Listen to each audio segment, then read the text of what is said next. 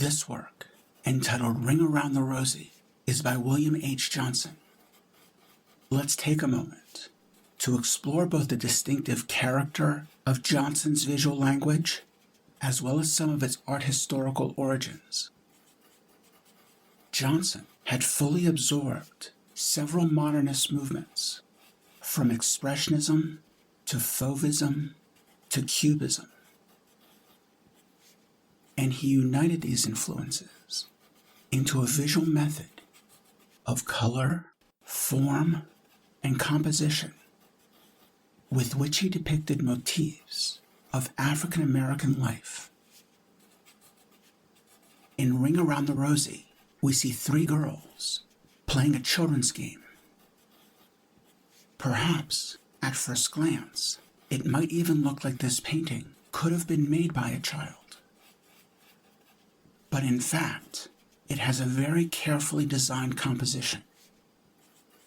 Johnson created purposeful slippages of forms and spaces in order to construct a highly sophisticated and nuanced image. The movement of these girls, as they dance in a circle, is suggested through the interplay of their legs and feet. In this detail, it is not entirely clear which of these feet is in front of the others. Both this painting's motif and its composition are held together by the way the girls join hands. Some of their hands are deliberately hidden. However, the arms and hands that we can see form a circle. The arms create a fluid line that both unites the girls and frames the painting's compositional center. Johnson has skillfully synchronized the pictorial illusion of three-dimensional space and the painting's flat two-dimensional design.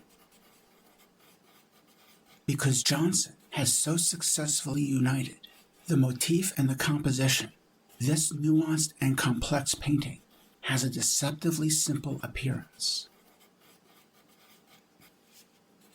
In designing this painting, Johnson has drawn on several influences.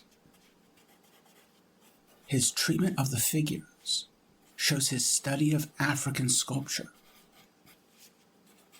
and the compositional structure, which slips back and forth between depiction and design, echoes the paintings of the French modernist Henri Matisse. Johnson, of course, knew that Matisse's own transformation of the human figure into an abstraction of shifting forms was directly influenced by African art. Johnson's visual method of pictorial slippage, in which we are enticed to read his painting in multiple ways, is also evident in woman ironing. Johnson depicts the chair and the geometric designs created by the chair's structure with the shifting points of view and overlapping forms of Pablo Picasso's Cubist method. Johnson's arrangement of the clothes that hang over the chair and lay across the bed reveal his study of modernist abstraction. The quilt that covers the bed acknowledges the influence of African American textiles.